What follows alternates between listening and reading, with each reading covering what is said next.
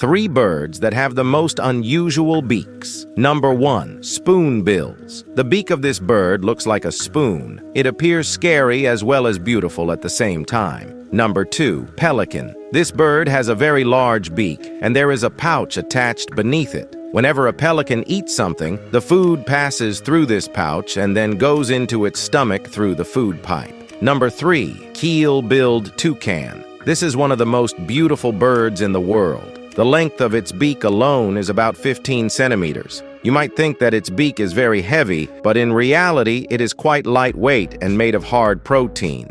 Because of their beauty, many people like to keep them as pets, and due to this, only about 7,000 to 10,000 of them are left in the wild today.